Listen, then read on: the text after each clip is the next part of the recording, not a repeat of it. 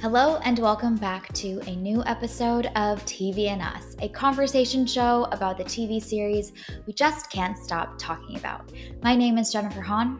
And I'm Sarah Callan. And each season we focus on a different show, reviewing it episode by episode, and we invite you to watch along with us. Right now, we are reviewing Alien Earth, and today we're actually right at the halfway point of the season, which I didn't realize that we'd arrived at, but we are in episode 4, titled Observation. So if you haven't watched this episode yet, this is your spoiler alert. We're diving in, we're talking about all the things. Okay, Sarah, kick us off with an episode summary for Alien Earth. An unexpected connection is formed while a covert plot puts everyone in danger. Oh, that's a good one. Yes, it's very vague. Mm-hmm. We love unexpected alliances and covert Yes. Yes, especially ones that create danger. Woo. Gosh, yes, so much danger. Yeah, there's a lot of danger in this. Oh, yes. Okay, so episode title. What is your choice for this 4th episode? Mine is Restitution. Nice. Well played. My choice for an episode title is Please. Ah, yes. Yep. Yep. There's a lot of pleases in this episode.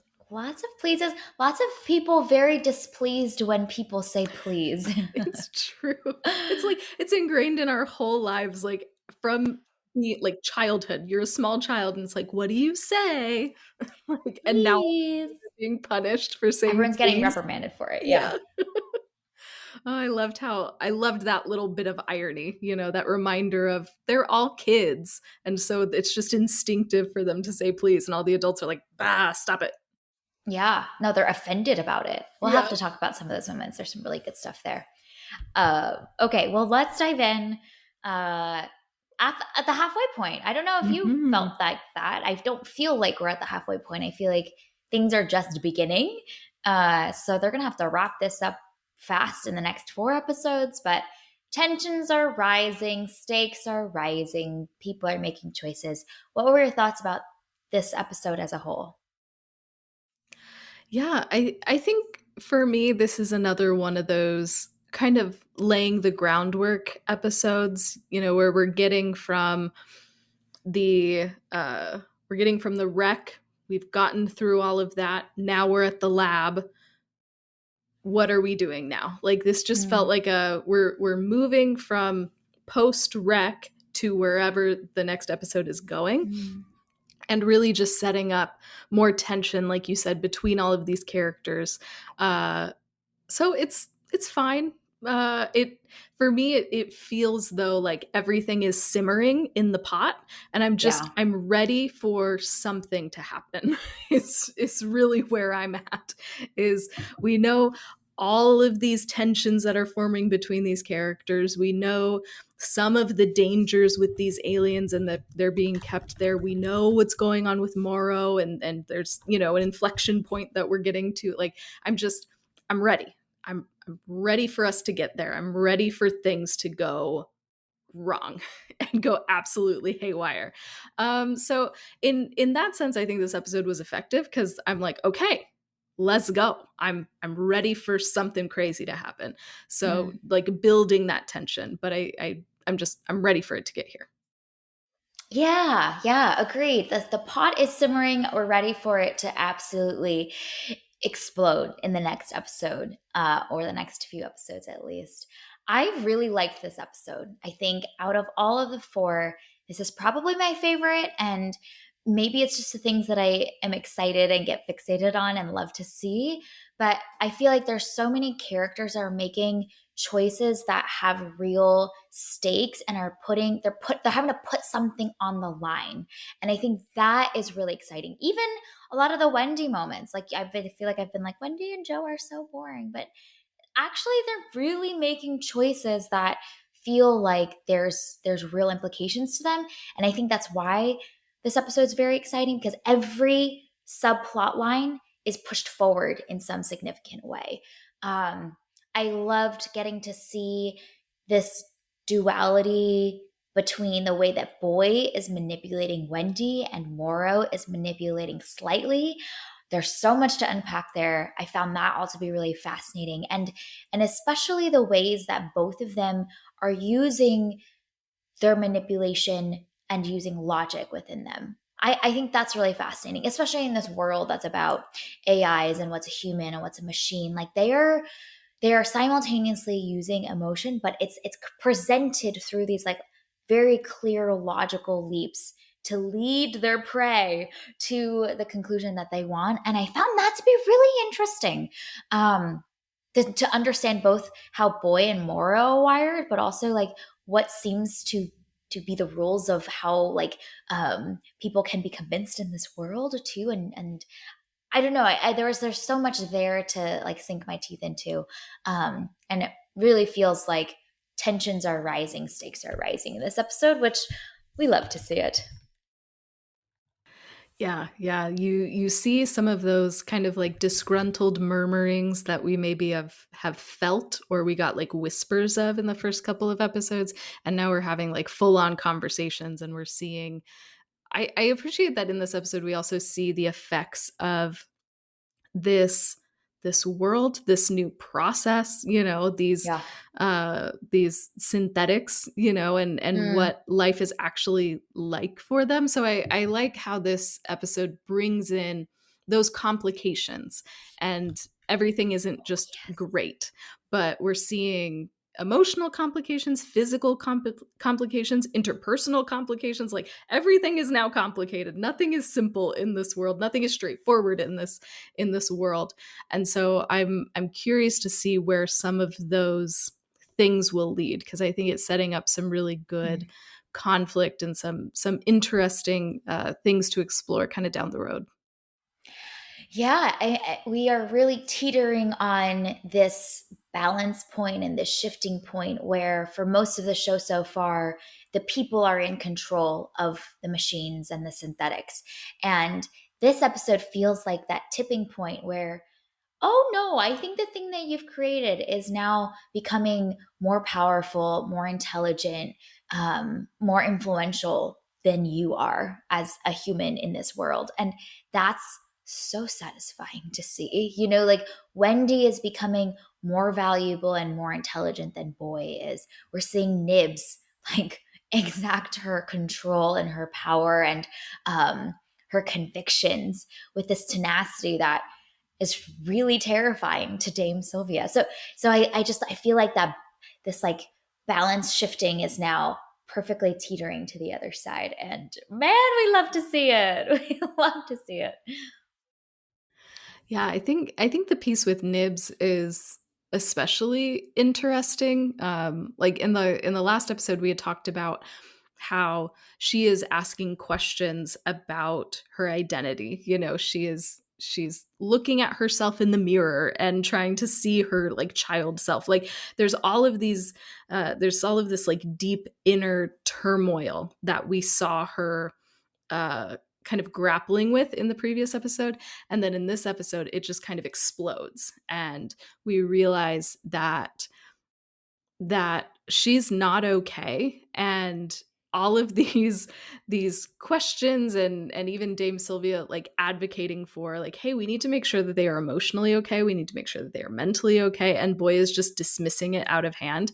And then we see the danger of that, and the Yeah. danger of not caring for these beings well, and the way that Nibs is affected. And it's not just that she is having this like emotional turmoil, isn't sure who she is kind of thing, but it's also that she has superhuman speed and superhuman strength, and actually is very dangerous when she is in this state of confusion and emotional turmoil.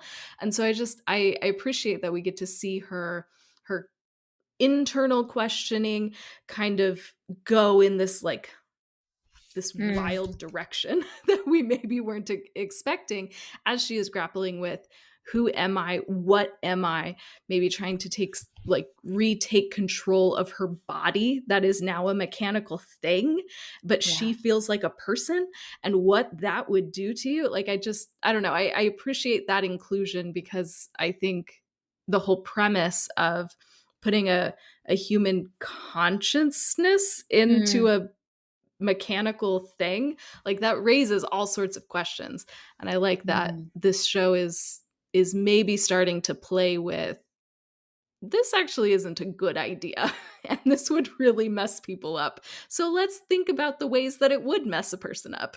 Mhm, mhm, and cause them to question their sense of self, and that human beings inherently seek purpose, seek um, direction, seek identity in all of these specific ways. There's another character that has kind of been maybe more in the background that I want to talk about in a bit, but Nibs. There's so much to talk about Nibs. I love this whole storyline that they're cooking up here. I am so here for it because her believing that she is impregnated is so interesting, knowing that she was attacked by the face hugger, or not the face hugger, the the spider eyeball alien in the previous or prior to episodes. And there's this birthing of, I think, what will be like an alien I synthetic that I think would be really cool. So Dame Sylvia is obviously like, this is impossible. How could this be?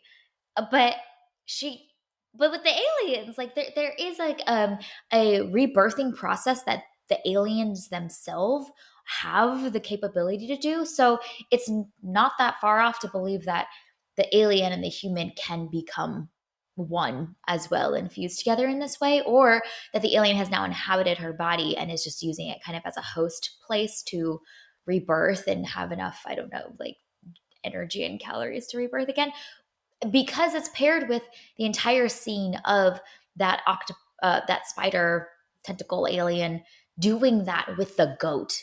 And so there's this like parallel of like Nibs's synthetic body is like the sheep's body, and the alien is inhabiting it to rebirth itself, which I think is just so interesting and fascinating. But like you mentioned, because Nib still has her human consciousness, there's a way that the alien has maybe taught her or instructed her, that she's evolved to believing that it is something beautiful and meaningful, and she's creating life. Like there's this like inherent need that like it's unsexy for us to think about, like there's a host alien, there's an alien using my body as a host, versus like, no, there's purpose, and I am creating something that has meaning.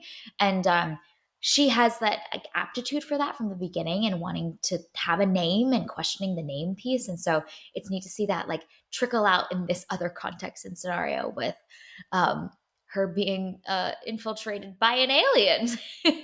But she's made it something beautiful and meaningful for herself. And I think that's so fascinating and so interesting. I'm so curious about her now. Um, I think it'll be really interesting to see her storyline. I'm so excited by it. Well, and I'm curious if she actually is like infected by the alien, or if she it's just a PTSD response. And Mm, she, because I think especially in the previous episode, there's this tension of like, who am I? This body doesn't feel right. Like, I mean, yeah, I'm a human person, and I can't imagine what it would be like to like all of a sudden be in this mechanical body that doesn't yeah, feel natural. Like all of your inside parts suddenly being machine and yeah, being not not organic, like what yeah, that would do to you for your body to physically feel so different. And then to go from being an adult to being a human like that. yeah, And then she's attacked by an alien. Like there's so much for her to be traumatized by, not to mention her having this like terminal illness as a child that she also has to yeah. deal with. So like there's just trauma and trauma and trauma and trauma. And I'm like, is was she infected, or is this just a trauma response because she Mhm. wants to regain control of her body, or like feel like she is in control of her body that doesn't feel like hers anymore. I don't know. Yeah. So I think either way is interesting, and it's going to be fascinating to see kind of where the show goes with this particular storyline, because Hmm. wow, that took such a turn so quickly that I'm fascinated to see where they go with it. We are also like Dame Sylvia being like leaned back all the way on our chair, being like, oh my God, Honestly, though, what has yes. happened? Would you like some tea? Honestly, though, like So good. when she walks through the forest, whatever, nature, and she's like, I'm pregnant. I think I yelled, what? No? Like, I was just as shocked as Dame Sylvia and Arthur were. Like, Yeah. wow. Okay. Yikes. Yeah. It's Yeah. so out of left field. Related to Nibs is another character that I think we haven't gotten as much time with, but Isaac wanting a name and wanting to be named Isaac, I think is so neat because it confirms that that desire for identity and that desire to find purpose and direction and meaning in who you are is not just a Nibs experience. It is like universally a human experience of these children that have been placed in these synthetic bodies. And even his desire to be named after a scientist, because there is now this role that he is good at, that he's able to contribute to something bigger than himself. So he's wanting to have his name reflect that and have him be known by that. I think is so cool too. So I loved that little moment. It was a very sweet moment in what is a very like chaotic episode. But I think it's cool that the show is making sure this is not just a like quirk of one of our characters. This is like a fundamental universal desire that is being expressed in this way.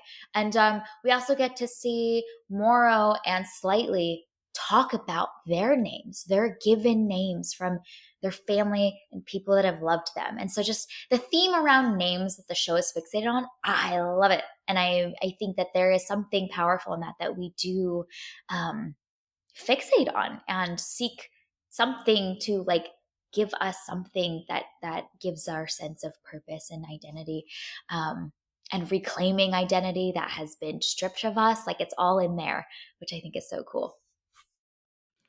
And I love that Isaac doesn't choose his former name. You know, like, I think that that's Oh also yeah, true, true. really intentional, that he can't go back to that name, but he knows that the name he's been given also isn't correct and isn't Hmm. what he wants, and so he chooses a new path. And so I thought that that was really notable, Yeah. that we don't know what his old name was, but he is Isaac Hmm. now. And I also love that Kirsch is cool with it. And he's like, Yeah, I yeah, was kind dude, of shocked. all right. Isaac, Hmm. after Isaac Newton. Cool. Like, I love how chill Kirsch is in this episode. And I think that that's another interesting thing that we've seen over the last couple of episodes is that Kirsch, while, um, while I guess, property of Prodigy, for lack of a better term, is not fully on board with everything that Boy is doing. And he's rebelling in little ways when he can. And he sees more than I think others do. And he's choosing to keep things secret. He's holding things very close to the vest for a lot of things. And so I love that he doesn't toe the company line with Isaac. And he's like, yeah, cool. Yeah. Like, Yeah. whatever. If you want to be Isaac, you can be Isaac. Instead of, I feel like another version of this, another android that's more like fully bought in and programmed to always agree would be like, nope, your name is as assigned, and you can't choose anything outside of that. But there's something Mm. in Kirsch that is seeing these little bits of rebellion and isn't squashing them, and I'm really curious what that is going to set up in the future. I feel like I don't know him yet. Like Yeah. we right? Like but you've always also sensed too like there's so much more to this character that is behind, that is going on in his mind. And he sees so much. He is in tune with so much around him. But well, how does he feel about it all yet? I feel like it's still kind of opaque to us, which is kind of fun.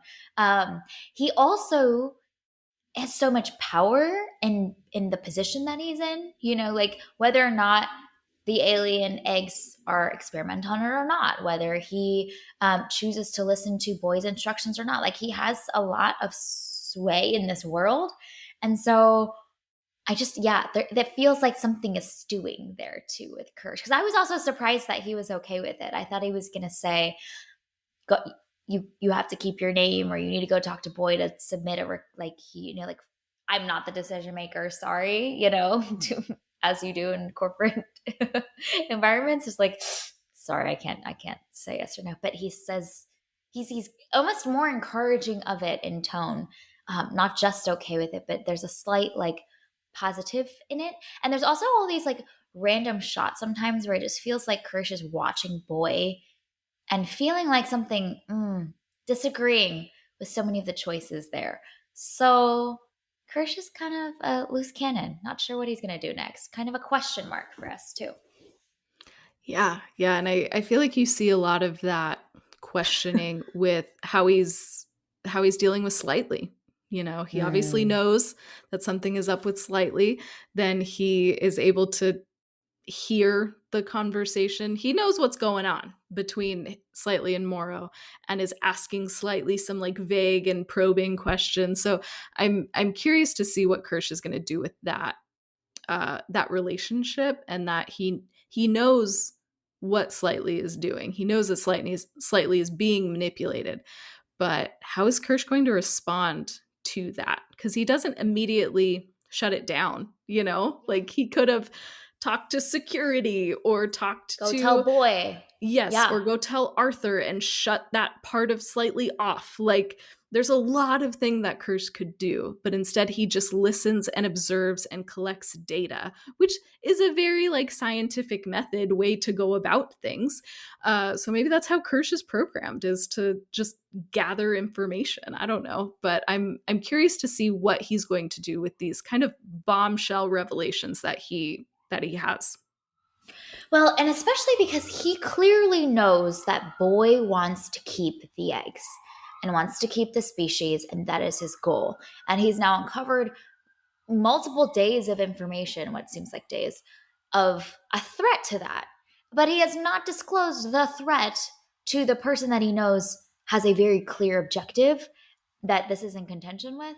And that's really fun. Like, why not? Is he waiting to see what his move in all of this is? Like, um, does he feel a loyalty and a tie to the eggs that is different from Boy's, but also not aligned with Morrow's? And he's kind of like this third party objective and strand in all of this. Like, there's the natural response you would expect from a loyal employee that's secondhand to the person in power is immediate disclosure, right? Like, immediately, like, yo, there's a threat to the thing that I know you care about. But he doesn't do that. He's just waiting. And in fact, he's taking action, which to me, I'm assuming that Boy does not know about. Like, Boy does not know that Kirsch is going to Slightly's room to tell him, like, yo, I actually see what you're doing. And like, it feels to me like those are independent choices that Kirsch is making outside of Boy's like control.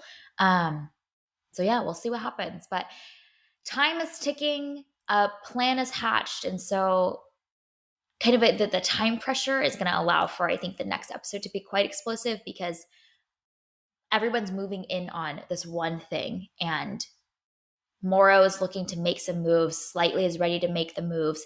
Kirsch is knowing that those moves are going to be making and may try to thwart the plan. So things have to come to a head almost by sheer time and planned actions from our characters, which we love to see.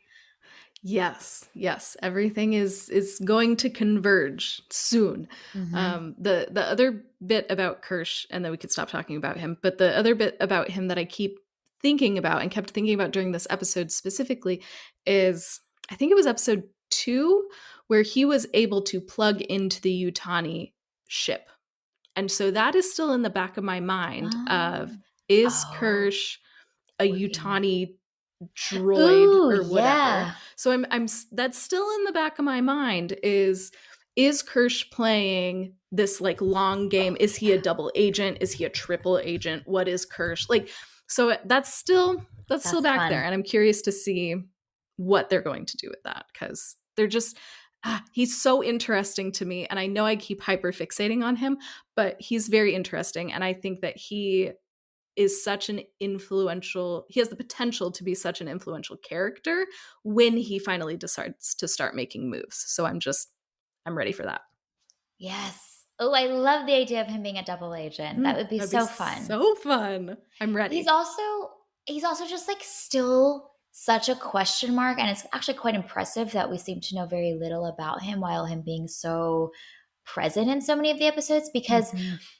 we do, we don't know his clear loyalties, but we also don't know like his ideology and how he Mm-hmm. makes decisions and what his values are at all. So we literally cannot project or anticipate what he will do and why. Like with many of the other Lost Boys now, even with Boy, even with Dame Sylvia and Arthur Sylvia, like we have a clear understanding of kind of like how they're wired, what those characters are motivated by, the story that they believe they are in, and therefore will make decisions accordingly. I don't know what story Kirsch thinks he's in. So I can't even like, is he principled? Is he calculating? Like, is he driven by heart, or is he driven by logic and decisions that need to be made to be loyal? Like, I know, is he a free agent, doesn't care about anybody and has no loyalty to anyone? We have no idea. A blank, he's such a black box, blank canvas, but seems to be kind of at the center of it all. So yeah, I love the idea of him being a double agent. He does seem very pivotal to the plot line. Yeah, Mm-hmm. That would just be fun. Just it'd be like really we fun. know that Morrow is kind of an agent of chaos a little bit, and it would be fun if Kirsch is also an agent of chaos. So we just have people with like competing desires potentially. I don't know, maybe they have similar desires, just both creating chaos in this world. That would just be It'd be delightful. really fun. Yeah, we'd love to see that. Um, okay, I guess it's important for us to talk about Wendy's tender little moment with the alien at the end. Tender touches, sweet, gentle caresses. I mean, I think it's not too unexpected, honestly. Um, we were kind of anticipating that that was a dynamic that existed. She clearly has an affection for the aliens, can speak to them, can speak their language. It reminds me a little bit of Harry Potter being able to speak the snake language. You're just like, ooh, discovery. And now, like, what does this mean for this character and what they're capable of and whose side they're really on? But I think what's going to be more interesting to me is how does the show use this now? Like the realization of Wendy having a connection with the aliens and being able to have this tender moment with them is not surprising. But now I'm curious to see, ooh, now what? How is Boy going to react? How is Boy going to try and use this? How are the corporations going to view her as like a asset that they now all want to like capture and claim her because she is kind of the the missing piece that they can use to unlock the ability to harness the power of the aliens to fight each other, um I think I'm curious to see the now what's, but I think that's a very great ending moment for us to like leave with at the end of this episode. Any thoughts about Wendy and alien bonding time? I kept thinking about like, when you see videos of somebody who adopts like a bear cub or a lion cub or tiger cub or whatever, and they're so cute when they're little, and you can form a bond with them, and then at some point the animal will attack the owner and they die. So that's what I was thinking about. As like, the chest burster is not your pet, it is not your friend. Why are we petting a chest burster? Like, that's not, That ain't cute. I'm not here for this. So that was where my mind went. But I'm so curious what they're gonna do with this, because kind of at the beginning of the episode, she's just saying alien words, but like she doesn't know what she's saying. So now is she to a point where she has a grasp of this alien language and is able to communicate with the xenomorph, like, and understand what the xenomorph is saying back? Like, did we get there that quickly? Okay. I mean, I guess she is a synthetic, so like they were just talking about downloading like a whole language all of a Language. sudden. So I Yeah. guess it's sure that's possible, but it was just Yeah. like, wow, okay. So now we can talk to the xenomorphs. Okay. There's a lot that you could do with that. So, and I mean, so far, I don't think in any alien movie that they've been able to like Have we really seen? communicate with a xenomorph. I might be wrong. There's some weird stuff that happens in the fourth Alien movie. Mm. That's kind of maybe tied to that. But I think that that ability for her to communicate with the aliens is interesting. I just want to know why. Like, what did they do differently with Mm. Wendy that they didn't do with all the other lost boys? Like, why? I'm Oh, like I'm why is she like special? yes, I'm like Curly right now and going, why is she the special one? I don't understand. So I hope Mm. that they don't just Well, so like, oh, fair. she's just special because she's Wendy. Like, I would like to know what they did differently with that experiment versus everybody else, because clearly something is very fundamentally different with her. And I would like an explanation why. Mm. That's a good question. Yeah, yeah. Um, that'll be fascinating to see if they even go there, Yeah. um, and try and explain a little bit of what happened because we don't have any clues at all yet. Mm-mm. You know, like with Nibs, we see there's this clear confrontation that has happened and a fusing with an alien that is explaining her behaviors that are maybe evolving in the way that they are. But I don't. Yeah, we didn't. I'm trying to think back to if there's anything in episode one that we could have gotten for why she's special, but perhaps not. Something with it's like something about like Boy designed her differently, put a Mm-hmm. little bit of his own DNA in there, some self-indulgent Yeah. Yeah. BS. Like, what are we what are we doing? What is different about Wendy? Because she is very different than the others. So Yeah, we must know. Us and Curly, we must know. yeah. uh, okay. Any other big things that we wanted to mention before we wrap and go into TVNS awards? I wanted to shout out Arthur for just a second when he pulls Sylvia away to have a chat. Um, at one point he says, "I'm worried and I need you to hear that." And I loved that moment of like emotional and mental clarity for Arthur to be able to express to It's Sylvia. so great. And the fact that he is a male scientist, he's a scientist and he's that in tune with his own like emotions and emotional health to be able to not just identify that need within him but to be able to Yeah. express it so clearly. I just loved that. I think that there's not a ton of like good emotional health representation in like film and TV, and Not I at think all. there's even less when it comes to male Men characters. So it's such a small moment, but I for loved them. that that was included, and we can see that from Arthur, and that he's not just this like only Cool. data Yeah. cold-hearted scientist dude, but he has a level of emotional awareness and emotional understanding that I really appreciated that. I thought that was really lovely. I'm so fascinated by the two of them too. Yes. Like Dame Sylvia as well deals with so much with Boy Yeah. and sees him quite clearly and puts up with so much of him, wide-eyed and clear-minded about what she's having to deal with, but she's still there. Like Yeah. what has led both of them to give their lives over to this? Like did they lose a child at some point that they're trying to figure out how to save and this is their way to like try and build towards that so that no one else will ever feel that way again. They're such deeply emotional, big-hearted humans. I'm like, why are you here? Why did you choose this for yourselves? Um, or what does Boy have over you that has you here too? Like, is this blackmail? I don't know. They seem a little Yeah. more like pleasantly willing. Yeah, no, they talk about their, like, infertility struggles, I think in the first episode, Oh, okay. Yes. like, that they couldn't have kids or something. I don't remember if they go into specifics, but it might Mm, just be, like, that surface level of, like, we couldn't have kids. But, yeah.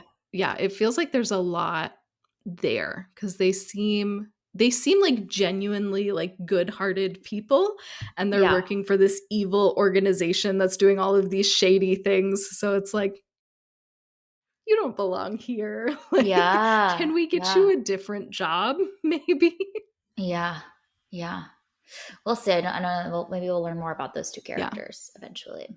My last little shout out is I loved just it's in the context of manipulation, but I think really fascinating and quite distilled clearly, which is Moro distinguishing between moral rightness and loyalty, and the way that that is it can be complicated and has been used. I mean, that's like distilling down history and human nature so perfectly into like ideology and um, justification of purpose and choices and decision making. Like he starts with a a plea that is focused on moral rightness, and then immediately frames that moral rightness in the context of who are you loyal to, because that whatever is morally right will be different based on who your loyalty is to.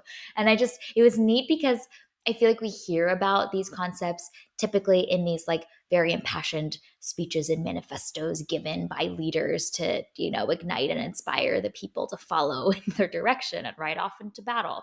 But he does that deconstruction of these things with such matter of fact logic and these very clearly laid out logical leaps to lead slightly and us as the audience to follow to where he is going. We obviously can see very clearly what's happening, but it's just fascinating to see the way that he changes and twists his argument based on the responses from slightly. And I thought that was so cool to see his mind work. I feel like I got this little window into his understanding of what can manipulate slightly in the most clear way.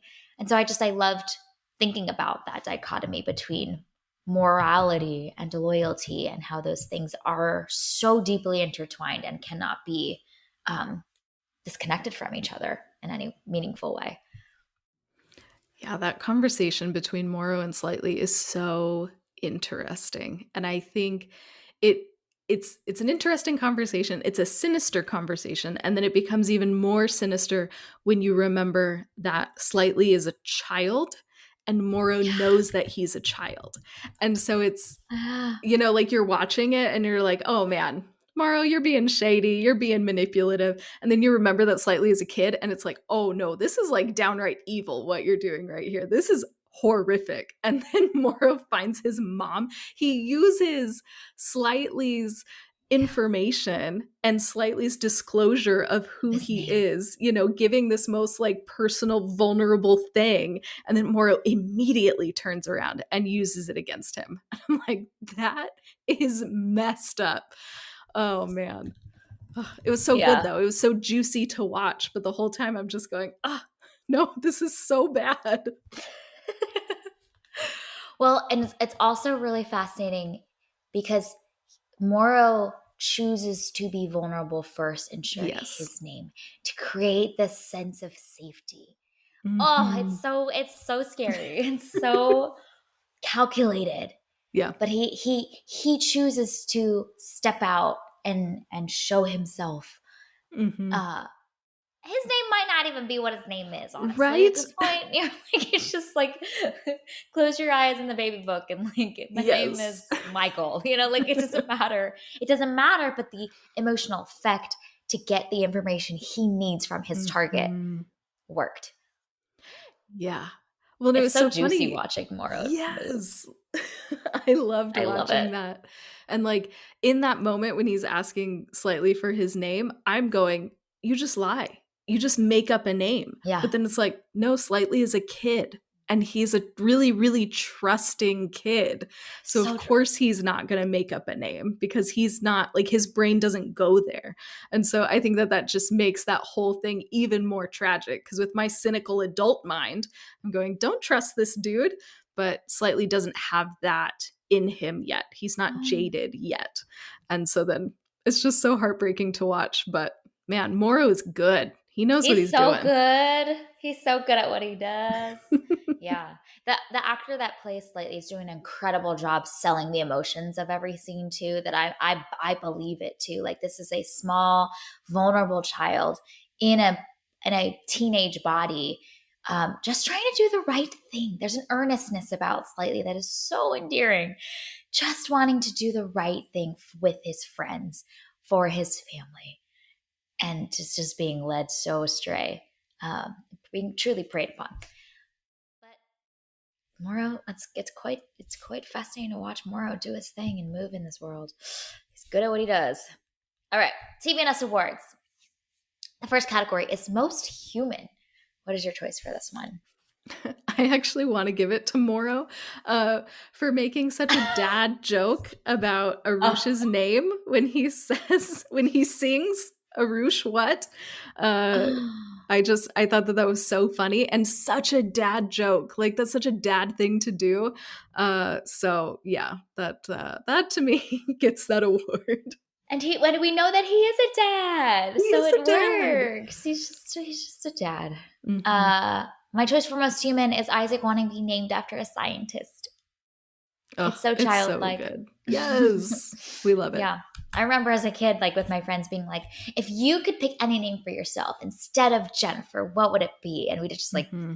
pick it. I want to be named like, well, you know, like just the idea of dreaming about who you are and why you were given the way that you are and like wondering what else it could be, but then ultimately being like, wow, but my name is blah. Like this is just so human to like wonder and imagine all of the other versions of yourself and wanting to try those on.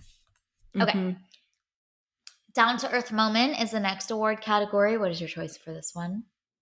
I want to give it to the Snuggie for enduring so many decades. And I also just want to say it's very rude that the Snuggie is just out here catching strays from this bald man. Why are you insulting the Snuggie? That's So just uncalled for here.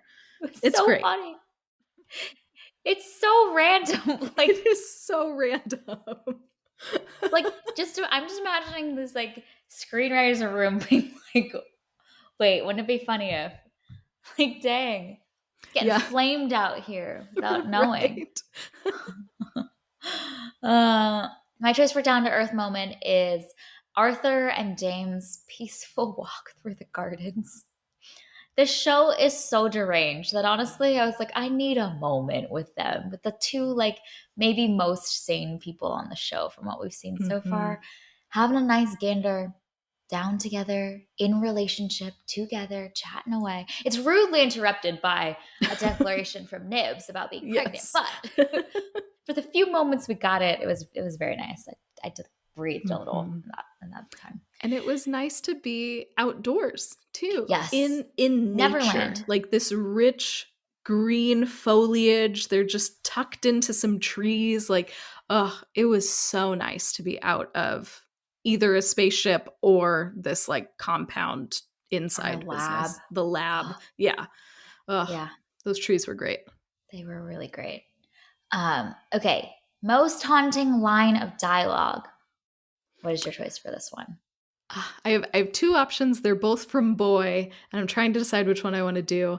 Uh, I'm going to go with when Boy snaps at Kirsch and he says, "These creatures aren't going to discover themselves." Oh, yeah. Yeah, that's good. That's good. Boy has a lot of good ones in this one. So He it was a does. hard to choose for you, I'm Mm-hmm. sure. Yes. Yeah. I'm going to choose a line from Kirsch that is really existential. And I was like, that's depressing. I reject this. Kirsch says to Slightly when he visits him in his room, Mm. that's what being an adult is, a constant test. And I was like, I can see why you think that, but that's really depressing. And so therefore I reject this. And it is now going to haunt me. That's terrible. It is terrible. But Oh, at the same yeah, time, I was also like, you know what? it's true. You're not wrong. No, that's why it's haunting. That is why it's horrifying. Yeah. Oh, so good. It's well done. Hmm. Okay, well, looking ahead, what are you excited to see for the pot to spill over as it simmers and increases in temperature of the show? What are you excited to see next? I'm ready for that explosion. Like Yeah, it just we got tension, we got a lot of things going on for everybody. Like everybody has a point of tension or conflict or yeah, something, and I just need things to start exploding is kind of where I'm at. I don't even care like who starts it or which thing goes wrong first. Don't care. yeah, I just want things to go haywire. yeah. And I want this simmering tension to actually find a release, and then we'll see what happens from there. But I'm ready. I'm You're ready for ready. that to happen. Yeah, yeah. I am ready as well. I am wondering if this is going to do what Severance does, which is just like it's the whole season's a simmering pot. But I would like to think that this is a sci-fi thriller in the alien universe, and where you get some big action, some good spectacle. I feel like there's any there's like any of the variables will tip this whole thing and cause this house of cards to crumble so quickly. So I'm excited to see what that is. I'm particularly intrigued, I think, by Nibs. I want to see what they do with her, and then I'm intrigued to see if we see some big moves from Kirsch in the next episode. So those are the things where I'm quite curious about. I also just have a thing that I don't want to see anymore. So can this be like the opposite of the looking ahead?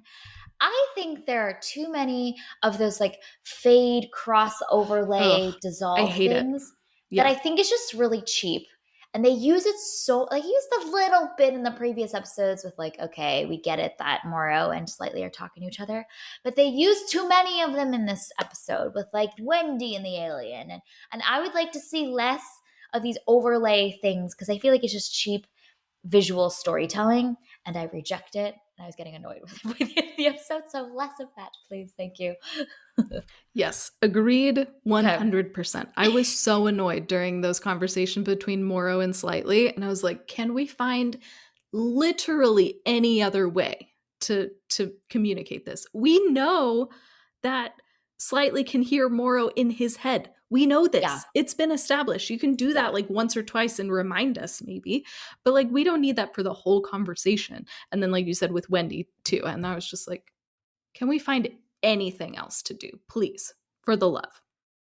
It totally does feel like, and we've talked about this a lot, the respect that a movie or a show has for the audience to be intelligent is so satisfying to receive as a viewer.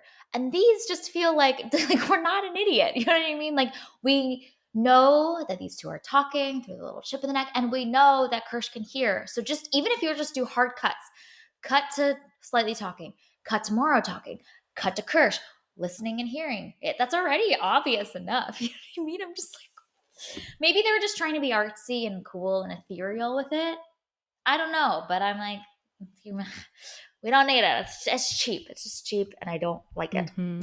And it feels like outdated too. It feels like something Yes, of, like days gone by, which could that's be very true. interesting in a show that's set, 100 years in the future, but Mm, it yeah, it comes off more as grating and feeling out of place because yeah, I think it visually doesn't really match with the rest of the show. because So it's super. Yes, yeah. yeah, I just wish that they wouldn't have done that because it doesn't it doesn't make sense. I don't think it's needed. It I was feels annoyed. like something that they would do in like an old like romantic movie where like Mhm. the two star-crossed lovers are like hearing each other and talking to each other and connected to each other and wistfully longing for each other. Like Mhm. nothing about Moro and Slightly is giving star-crossed lovers energy, Yes. So nope, we don't need this. It's like from Yeah. like a music video from like the Mhm. 90s of like the crush from like 4 years ago, that the one that got away. Yeah. I think this is not the vibe that No, we're going definitely for. not. Anyway. Well, this was our review and discussion of episode 4 of Alien Earth, and you can find it available on Hulu.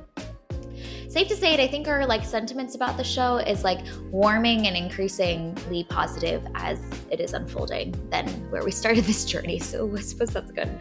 Thank you for listening to this episode of TV and Us. Our name sums it up.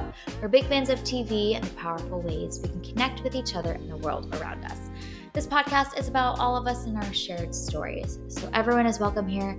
We're so glad you spent time with us as we continue our journey through Alien Earth. You can subscribe to this podcast on Spotify, Apple Podcasts, wherever you tune into your favorite shows. Drop us a rating and review, letting us know what moments stood out to you most in this very jam-packed episode 4. You can connect with us on Instagram, Threads, and Blue Sky at tvnspod, or email us at tvnspod@gmail.com. Check out our website, andusmedia.co, for the latest on TV and Us and our other podcast, Movies and Us. And speaking of the latest, we have very exciting things that have happened as of late. Sarah, do you want to tell folks a little bit about the new exciting thing that we just birthed and launched into the world? Yes, and it wasn't a xenomorph. It wasn't a chest burster, so that's great. We, as of this week, we launched our And Us living room, which is our exclusive subscriber offering. And so we're going to have bonus episodes of content. You can get ad-free episodes, and you can also get episodes early each week for both TV and Us and Movies and Us. So yeah, you can just click the link in our show notes to learn more. And we just wanted to create this space where it feels comfy, cozy. You can kick off your shoes, hang out. You can bring a Snuggie if you want, because we're not judgmental. We enjoy comfort. And just come watch movies and TV with us. Join the discussion. So yeah, learn more about And Us Living Room in the show notes. Yes, very exciting. We're just so thrilled to have gotten to create this. It's been something that's been on our minds and our dreams for a while, and so it's very exciting to just continue on this journey together and kind of reach this milestone, and we're just so excited for y'all to be part of our journey together. We're so grateful. So in the meantime, we will be back next week to discuss episode 5, which it seems like we're gearing up for like a big juicy one, so we'll see. We'll have lots to talk about, I'm sure. But in the meantime, we hope you have an amazing week, and we'll talk again with y'all very soon.